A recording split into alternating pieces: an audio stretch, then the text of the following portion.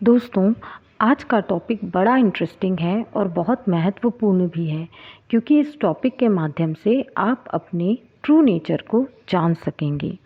दोस्तों, आपने ज़रूर ही ये अनुभव किया होगा कि जब भी हम किसी व्यक्ति के साथ इंटरेक्ट कर रहे होते हैं या हम कोई कार्य कर रहे होते हैं, तब जाने अनजाने उस व्यक्ति के लिए या उस कार्य के प्रति हमारे मन में एक छवि सी बन जाती है।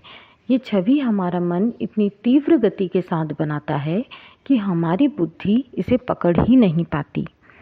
अब हमारा मन इस छवि को या कहें कि इस इमेज को अच्छे, बुरे, उच्च या निम्न की कैटेगरी में रखता जाता है और सामने वाले मनुष्य के लिए हमारे मन में अनायास ही एक धारणा सी बन जाती है। ये धारणा किसी भी प्रकार की हो सकती है, जैसे कि वो मनुष्य अच्छा है, बुरा है या कॉन्फिडेंट है, किसी भी प्रकार की धारणा हो सकती है।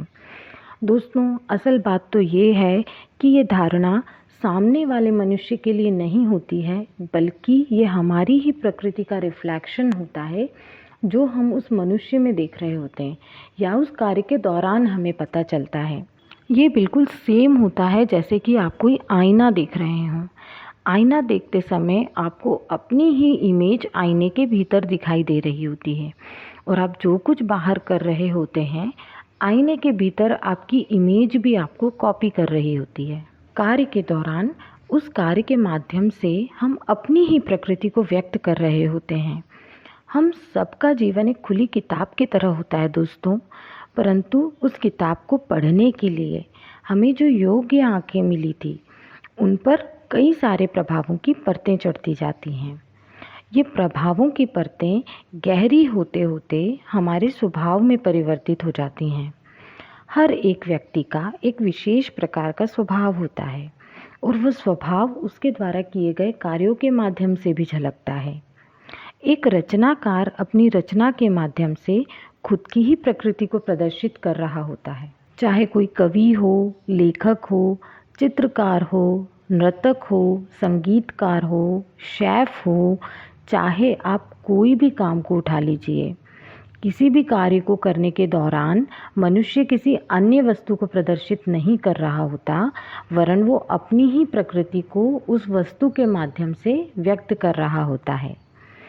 किसी और बात को समझने से पहले सबसे ज़्यादा अधिक जानने योग्य बात यह है कि हम अपनी स्वयं की प्रकृति को जानें।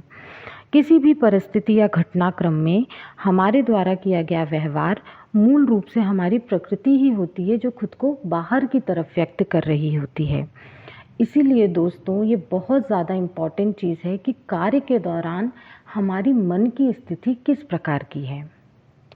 क्या हम कार्य को बड़े उतावलेपन या आवेश में करते हैं, या हम किसी कार्य को बिना ही इंटरेस्ट के नीरसता से किए जा रहे हैं क्योंकि बस उस कार्य से धन का उपार्जन होगा और उससे जीवन उपयोगी वस्तुएं खरीदी जा सकेंगी, या हम किसी कार्य को प्रतिस्पर्धा के चलते खुद को दूसरों से बेहतर सिद्ध करने के लिए कर रहे हैं, या हम उस कार्य को यश, मान, कीर्ति, प्रतिष्ठा प्राप्त करने के लिए कर रहे हैं, या हम उस कार्य को जन उपयोगी जानते हुए, महत्वपूर्ण मानते हुए, सेवा भाव के साथ स्थिर मन रखते हुए कर रहे हैं।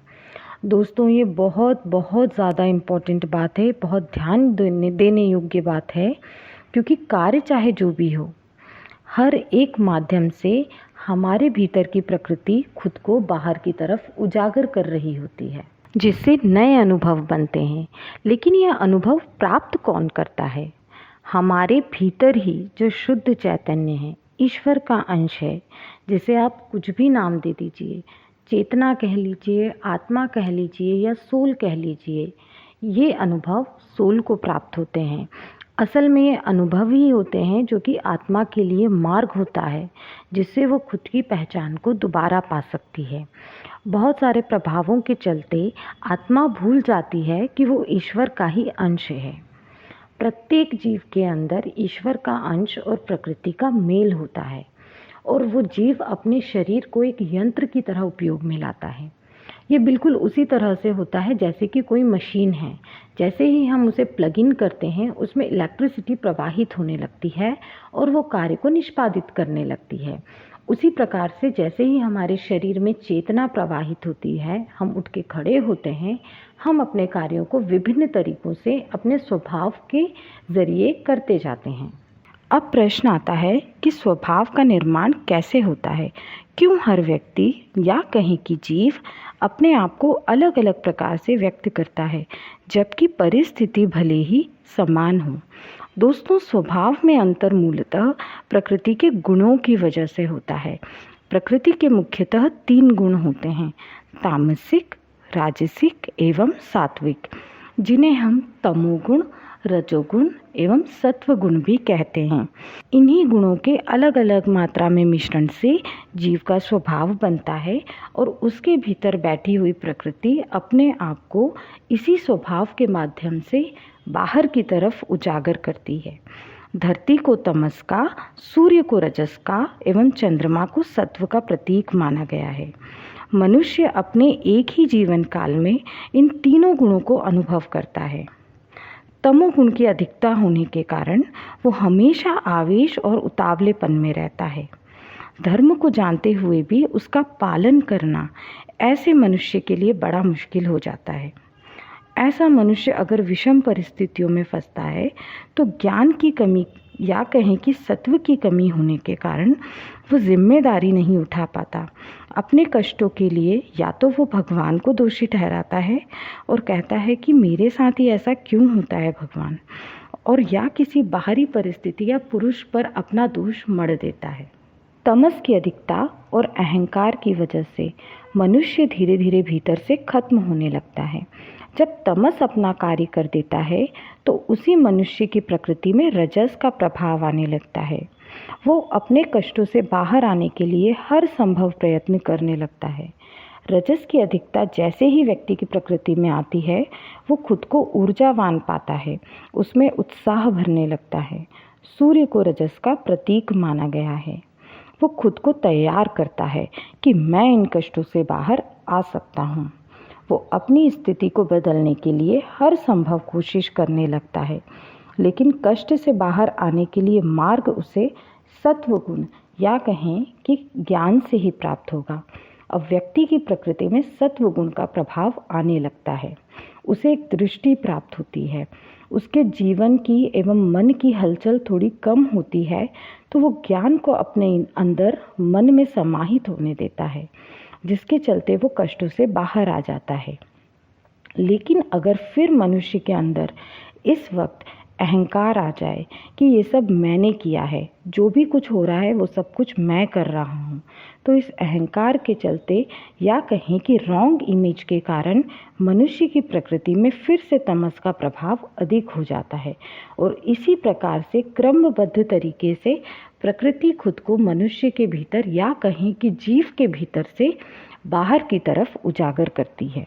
अगर मनुष्य के भीतर स्वतः स्फूर्त ज्ञान हो या कहें कि उसकी प्रकृति में सत्व का प्रभाव अधिक हो, तो वो अपने ज्ञान नेत्रों से ये देख पाएगा कि वो कुछ नहीं कर रहा है। अपनी रॉन्ग इमेज उसके मन से मिटने लगेगी, जो वो बार बार सोचता है कि मेरा विचार है, मैंने किया है, ये मेरी खोज है, ये मैंने आविष्कार किया है, ये मैं तत्व, ये अहंकार उसके दिमाग से मिटने लगेगा। उसे ये पता चल जाएगा कि एक छोटा सा विचार भी जो उसके दिमाग में आ रहा है वो उसका है ही नहीं, बल्कि प्रकृति उसके भीतर से अपने गुणों के आधार पर खुद को व्यक्त कर रही है। सारा खेल ही प्रकृति का है और इस खेल के परिणामों के अनुभव हमारे भीतर बैठे हुए ईश्वर के अंश शुद्ध तत्व या कहें आत्मा को प्राप्त होते हैं। दोस्तों, यहाँ पाप और पुण्य का सारा खेल ही खत्म हो जाता है। अज्ञानतावश हम चीज़ों को सही या गलत ठहराते जाते हैं, जबकि जीव के भीतर बैठी प्रकृति ही सारा खेल खेल रही होती है। एक जघन्य अपराध किए हुए व्यक्ति के भीतर भी ईश्वर का वही अंश होता है जो एक संत के अंदर होता है, लेकिन प्रकृति के इन्हीं गुण के मेल मिलाप में डिसबैलेंस्ड होने की वजह से वो व्यक्ति भूल जाता है कि वो कौन है। इस वजह से वो गलत कार्यों में लिप्त हो जाता है। जब हमारे भीतर स्वतः स्फूर्त ज्ञान प्रवाहित होने लगता है तो अपराधी को देखकर हमें गुस्सा आने के बजाय हमारे भीतर करुणा जागने लगती है। हमारे मन में ये प्रश्न उठता है कि उस व्यक्ति के मन की स्थिति क्या रही होगी जो उसने इतना बड़ा जघन्य अपराध किया। दोस्तों, इसलिए बेहद ज़रूरी हो जाता है कि आप अपने स्वभाव की निरंतर चेकिंग करते रहें, क्योंकि इससे आपको पता चलता रहेगा कि आपके भीतर बैठी प्रकृति का कौन सा गुण अधिक मात्रा में है।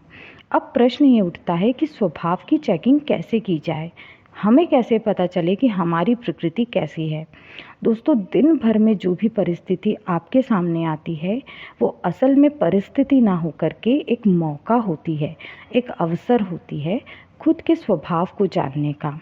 दोस्तों, परिस्थिति या घटनाक्रम के घटित हो जाने के पश्चात जब भी आपको दिन भर में वक्त मिलता है, पूरे घटनाक्रम को अपने मन में फिर से दोहराइए और दृष्टा बनकर अपने आप को वही भूमिका निभाते हुए देखिए जो आपने उस घटनाक्रम में निभाई।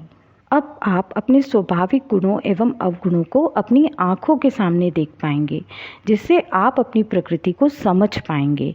कार्य से भी ज़्यादा अधिक उस कार्य के दौरान आपका भाव किस प्रकार का है, ये महत्वपूर्ण है, क्योंकि भाव आपका स्वभाव प्रदर्शित करता है, जिससे अनुभव बनते हैं और ये अनुभव सीधे आत्मा को प्राप्त होते हैं। आप किसी भी कार्य को उठा लीजिए, आप किसी भी कार्य से दिव्यता को प्राप्त कर सकते हैं। चाहे आप किसी राजगद्दी पे बैठे हो, आप बहुत बड़े अफसर हो, या आप झाड़ू पोछा लगाने का कार्य कर रहे हो, आप कोई भी कार्य उठा लीजिए। अगर आप एक गृहिणी हैं, घर में भोजन पका रही हैं, तो आप इस भाव से भोजन पकाएं कि स्वयं ईश्वर उस भोजन को खाने वाले हैं और ईश्वर की उपस्थिति में वो भोजन बन रहा है। अब वो भोजन सिर्फ भोजन ना रहकर एक प्रसाद बन जाता है।